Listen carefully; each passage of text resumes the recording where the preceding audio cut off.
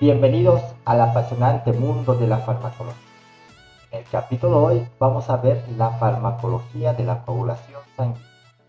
La coagulación sanguínea es un sistema fisiológico que regula la fluidez de la sangre en el árbol vascular. La sangre debe permanecer líquida. Si por algún motivo se produce un trombo, este trombo tiene que fibrinolizarse mediante un sistema fibrinolítico. Bajo circunstancias normales hay un equilibrio entre coagulación y fibrinólisis, evitando trombosis y hemorragias. Los medicamentos que vamos a ver precisamente actúan como nuestro sistema fisiológico, evitan hemorragias e evitan trombos internos. La homeostasis es el mecanismo de defensa que tiene el organismo para impedir la pérdida de sangre. La farmacología que modifica la homeostasis, que modifica los procesos de hemorragia y trombosis, actúan en estos dos procesos. Por ejemplo, tenemos un primer grupo, los agentes coagulantes o hemostásicos. Son aquellos que ayudan a que se forme un coágulo sanguíneo. ¿Cuándo queremos esto? Cuando tenemos hemorragias internas o externas. Luego tenemos los medicamentos anticoagulantes que evitan que se forme un coágulo sanguíneo. Por ejemplo, pacientes que han sufrido un infarto agudo de miocardio, queremos evitar que se forme un coágulo sanguíneo y utilizamos medicamentos anticoagulantes, antes de la coagulación. Luego tenemos los medicamentos fibrinolíticos y antifibrinolíticos. Son aquellos que disuelven el coágulo sanguíneo o son aquellos que ayudan a formarse el coágulo sanguíneo. Si se está produciendo obstrucción por un coágulo sanguíneo de un vaso, podemos utilizar medicamentos fibrinolíticos que destruyan la fibrina de ese coágulo sanguíneo, disolviendo el coágulo sanguíneo. Pero si estamos ante un coágulo sanguíneo y queremos que ese coágulo sanguíneo se consolide bien, utilizamos antifibrinolíticos que van a inhibir el sistema fibrinolítico que evita que se forme el coágulo sanguíneo. Y por último tenemos los agentes que modifican la activación plaquetaria, la agregación plaquetaria, la función plaquetaria. Recordemos que las plaquetas tienen como función formar este coágulo sanguíneo. Del primer grupo que vamos a hablar son de los agentes coagulantes, aquellos que ayudan a la formación del coágulo sanguíneo, evitando las hemorragias internas y externas. Estos se clasifican en dos grupos: los agentes locales, los que actúan en el sitio de la lesión, y estos se llaman agentes hemostáticos absorbibles, y los agentes sistémicos, aquellos que ingresan al organismo, se distribuyen, se metabolizan, se eliminan, recorren todo el organismo hasta llegar y corregir el defecto sistémico que esté produciendo el cuadro hemorrágico. Aquí tenemos a la vitamina K y los factores de la coagulación. Los agentes locales, aquellos que actúan en el sitio de la lesión, se van a clasificar en tres grupos. Los agentes hemostáticos pasivos, que actúan mecánicamente, es decir, se está produciendo una lesión y nosotros colocamos estos agentes en el lugar de la lesión y posteriormente con una sutura aseguramos que se produzca una buena hemostasis. En este grupo está la esponja de la gelatina, el colágeno o apósitos de celulosa oxidasa regenerativa. Vean aquí en la imagen, por ejemplo, tenemos una esponja de gelatina que está formando y que va a ingresar en el sitio del acto quirúrgico para posteriormente con suturas fijarlos. Estos son absorbibles, es decir, no necesitamos retirarlos posteriormente. Luego tenemos a los agentes hemostáticos activos, aquellos que ya presentan un medicamento, como la trombina, por ejemplo. Intervienen en la hemostasia secundaria. Necesitan la presencia de fibrinógeno para producir pipí. Aquí están, por ejemplo, las gasas hemostáticas, los astringentes coaguladores, los polvos, esponjas, las láminas con aplicadores. Todos ellos son diferentes formas farmacéuticas que podemos utilizar para cohibir una hemorragia. Luego tenemos los sellantes de fibrina. Estos medicamentos ya tienen una combinación de trombina y fibrinógeno. El fibrinógeno, al reaccionar con la trombina, se convierte en un monómero de fibrina que polimeriza para formar el coágulo de fibrina. Por ejemplo, aquí tenemos una cirugía de tiroides, de un cáncer de tiroides. Se le ha realizado una extirpación del cáncer de tiroides y se le está aplicando el agente sellador de fibrina. Los agentes sistémicos. El primero que vamos a ver es la vitamina K. La vitamina K es un cofactor de los factores de la coagulación. Se encuentra en todas las verduras que son verdes, lechugas, brócolis. La vitamina K es llamado fitonadiona químicamente y es sintetizada por el organismo. Participa en el hígado de los factores de la coagulación 2, 7, 9 y 10. Actúa como un cofactor. Se biotransforma totalmente en el organismo, por ello no se excreta en la orina y aparece en buenas proporciones en las heces fecales. Cuando tenemos una falla de formación de los factores de la coagulación, deficiencias de vitamina K, como por ejemplo en pacientes que tienen un bajo consumo de verduras verdes o ensaladas verdes, o pacientes que tienen alguna desnutrición, patologías hepáticas como por ejemplo un hígado graso, una cirrosis. Cuando utilizamos antibioterapias por un periodo largo de tiempo o seguidamente, en síndromes de mala absorción, cuando utilizamos anticoagulantes tipo fumarina que producen una acción antagónica a la vitamina K, o por ejemplo cuando el paciente no genera todavía vitamina K, como por ejemplo la profilaxia de enfermedad hemorrágica del recién nacido. Por eso que el recién nacido, ni bien sale del útero de la madre, ya gana una dosis de vitamina K intramuscular. Ahora vamos a ver la cascada de la coagulación. Cuando se produce una lesión, las plaquetas y células formes de la sangre llegan al sitio de la lesión, porque en el sitio de la lesión se van a activar 3 vías enzimáticas que tienen la misión de proteger la orgánica. La vía de la cascada de la coagulación, la vía del complemento y la vía de las quininas. La vía de la cascada de la coagulación se va a activar por 2 subvías. Una vía intrínseca o vía de contacto, que generalmente se activa por una lesión endotelial, y una vía extrínseca o vía de factor tisular, que se activa generalmente por un trauma. La vía intrínseca activa diferentes factores: 12, 11, 9, 8 y 10.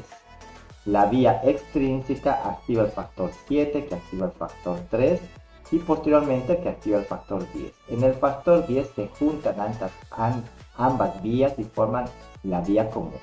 Y la vía común tiene por objetivo formar fibrina.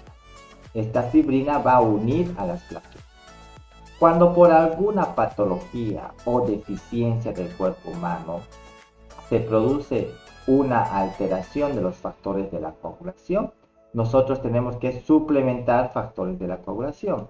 Es por eso que vamos a tener la suplementación de la protrombina en la deficiencia de protrombina. Suplementamos factor 5 en la deficiencia del factor 5 y así en todas las enfermedades que cursen con algún grado de deficiencia.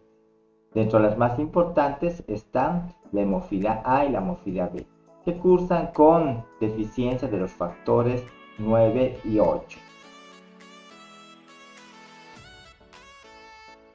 Ahora tenemos lo contrario, anticoagulantes, medicamentos que evitan la coagulación sanguínea. Estos se van a clasificar en 2 grupos: los anticoagulantes orales, aquellos que se administran por vía oral, y los parenterales, aquellos que se administran por vía parenteral, es decir, intravenosa, intramuscular, subcutánea. El primer grupo, los anticoagulantes orales. En este grupo tenemos como principal representante a la warfarina, que en un principio fue creada como un raticida. Posteriormente se evidenció su poder de anticoagulación, pero se tenía miedo de utilizar en los seres humanos debido a su toxicidad. Hasta que un soldado, por motivos personales, decidió quitarse la vida y utilizó este rasticida. Sin embargo, no llegó a su objetivo. Es por eso que desde ahí se utiliza con relativa seguridad este medicamento. También tenemos otros grupos de medicamentos anticoagulantes, como por ejemplo los derivados de la Indan, o los nuevos anticoagulantes, como por ejemplo el Rivaroxaban, el Apixaban, el Ondoxaban. Sin embargo, nos vamos a concentrar en los anticoagulantes clásicos, los que son derivados de la 4-hidroxicumarina. Y más importante, repito, la warfarin. Estos medicamentos alteran la acción de la vitamina K, evitan que se produzca o que la vitamina K actúe como un cofactor, por lo tanto evita que se formen factores de la coagulación dependientes de la vitamina K, 2, 7, 9 y 10. Son excelentes medicamentos que utilizamos para evitar coágulos sanguíneos, especialmente en pacientes que tienen antecedentes de un coágulo sanguíneo, como pacientes que han sufrido un infarto agudo de miocardio, o han sufrido una embolia o han sufrido un accidente vasculocerebral. Sin embargo, no están exentos de reacciones adversas al medicamento. La principal hemorragia, debido a defectos congénicos o debido a la patología, se puede producir estas hemorragias profusas por la utilización de estos medicamentos. También está contraindicado en el aborto. También me puede producir necrosis cutánea, que son zonas azuladas, dolorosas. Me puede producir también alopecia, urticaria, dermatitis. Raramente me va a producir fiebre, náuseas, diarreas, cólicos abdominales y anorexia. Luego tenemos los anticoagulantes parenterales. Y en este grupo están medicamentos que los utilizamos sobre todo cuando tenemos emergencias cardiovasculares. En este grupo se encuentra la heparina de bajo peso molecular y el fondaparinux. No poseen actividad anticoagulante intrínseca. Se ligan a la antiprotrombina 3 y aceleran la velocidad con la cual inhibe diversas proteasas. La antiproteína antitrombina 3 es una enzima que se une a la trombina, evitando que se forme el coágulo sanguíneo. Estos medicamentos potencializan la acción de esta antitrombina 3 que se encuentra normalmente en el órgano. Están indicados para personas que han sufrido trombosis venosas, embolias pulmonares, indicados como anticoagulantes durante el embarazo, sobre todo la heparina de bajo peso molecular y el fondaparinux. Los agentes fibrinolíticos y antifibrinolíticos actúan en el coágulo sanguíneo, disolviendo o fortaleciendo la fibrina. La fibrina está formado por la cascada de la coagulación y tiene como función unir a los elementos formes de la sangre, especialmente las plaquetas. El primer grupo, los fibrinolíticos. Estos medicamentos van a actuar y van a destruir la fibrina. Se utiliza generalmente cuando tenemos una emergencia cardiovascular, como por ejemplo un infarto agudo de miocardio, un accidente vasculocerebral, una trombosis pulmonar. En este grupo está por ejemplo la estreptocinasa, la urosinasa, el activador tisular del plasminógeno, el alteplasma, que es el principal medicamento, el más utilizado. Modo y mecanismo de acción. Modo de acción: actúan en el coágulo sanguíneo. Mecanismo de acción: actúan directa e indirectamente como elemento activador del plasminógeno. El plasminógeno tiene la propiedad fibrinolítica. Recordemos que nuestro organismo disuelve también coágulos sanguíneos gracias a una vía fibrinolítica, donde se transforma el plasminógeno en plasmina. La plasmina destruye la fibrina. Estos medicamentos potencializan la acción del plasminógeno, esta glucoproteína que tenemos en el órgano. Pero también produce reacciones adversas, sobre todo hemorragias, mediante dos mecanismos: la lisis de fibrina en los tapones hemostáticos y el estado lítico sistémico, que es consecuencia de la generación de la plasmina. El segundo grupo de medicamentos, Antes, tenemos que tomar bien en cuenta las contraindicaciones antes de utilizar estos medicamentos. Vamos a tener contraindicaciones absolutas y contraindicaciones relativas. Vamos a ver las tres principales contraindicaciones de cada uno. En las absolutas, donde por ningún motivo puedo utilizar estos medicamentos, están las hemorragias intracraneales previas, lesiones estructurales de los vasos cerebrales, neoplasias malignas o enfermedades cardiovasculares isquémicas en los últimos 3 meses. Dentro de las contraindicaciones relativas tenemos a los hipertensos no controlados, a la reanimación cardiopulmonar traumática o durante una cirugía, a hemorragias internas recientes en las últimas de 2 a 4 semanas, o en personas que han tenido punciones vasculares no compresibles. Estas son las principales contraindicaciones. En las relativas, nosotros tenemos que valorar el riesgo y beneficio de utilizar un medicamento fibrinolítico. Los antifibrinolíticos actúan evitando que se disuelva el coágulo sanguíneo.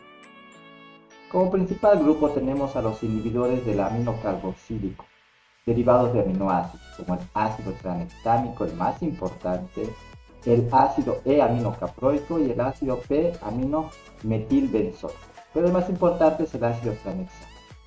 Modo y mecanismo de acción. Son medicamentos que actúan en el coágulo sanguíneo, modo de acción, y mecanismo de acción. Forman un complejo reversible con el plasminógeno a la altura del sitio en el que esta proenzima se fija la lisina, provocando un cambio conformacional. Evitan que el plasminógeno se transforme en plasmina.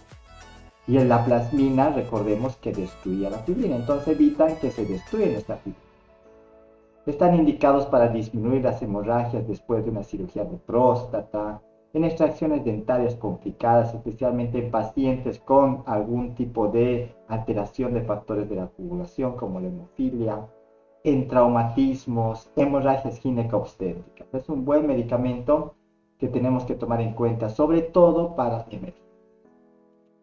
Por último, tenemos los fármacos antiplaquetarios, aquellos que actúan en contra de la acción de las plaquetas. Las plaquetas tienen como función formar el tapón plaquetario y posteriormente formar el coágulo sanguíneo, puesto que están unidos por la fibrina. Vean aquí abajo, vamos a tener un corte del microscopio electrónico donde vemos un eritrocito, un leucocito y vemos una plaqueta. La plaqueta tiene una superficie irregular que le ayuda a adherirse al endotelio y a las otras plaquetas. Los medicamentos que actúan como antiplaquetarios se clasifican en 3 grupos.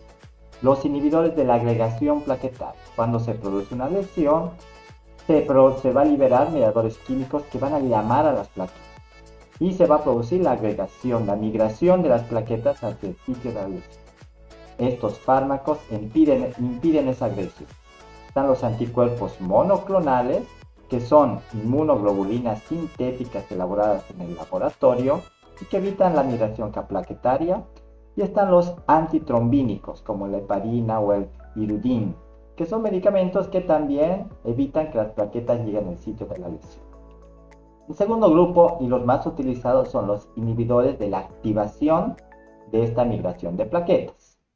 En este grupo están los inhibidores de la ciclooxigenasa como la aspirina, el tilitazol o el ibuprofeno, dentro de otros AINES.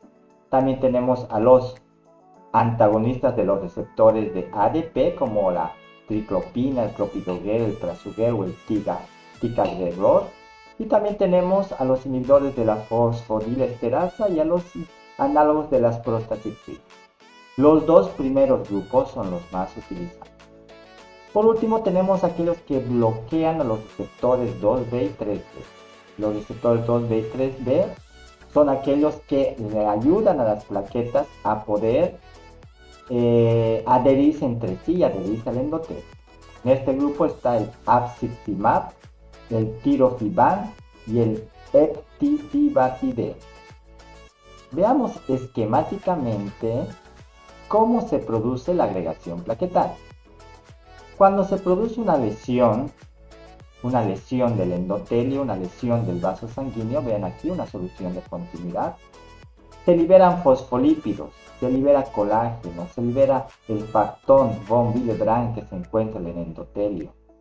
Estos colágenos, estos fosfolípidos van a producir adhesión y liberación de las plaquetas, las cuales se producen por una formación de tromboxano y por una formación de ADP. Esta formación de tromboxano y ADP van a producir contracción y activación de las plaquetas, se va a activar los receptores 2B y 3A y se va a producir agregación plaquetaria. ¿Dónde actúan estos medicamentos? Actúan aquí, inhibiendo al tromboxano, inhibiendo al ADP. Vean aquí a la derecha, se inhibe la ciclooxigenasa, evitando que se forme tromboxano. El tromboxano es un mediador químico que llama a los trombocitos, a las plaquetas. Al evitar que se forme este tromboxano, se evita que las plaquetas lleguen al sitio de la lesión. Se inhibe el ADP, que también es otro mediador químico que llama a las plaquetas. Aquí abajo, bien, vean aquí cómo se produce un bloqueo de los receptores 2B y 3A para que se evite que las plaquetas se unan entre sí y las plaquetas se unan a la. Entonces, estos medicamentos nosotros los utilizamos como medicamentos que van a prevenir futuros procesos trombóticos en el organismo.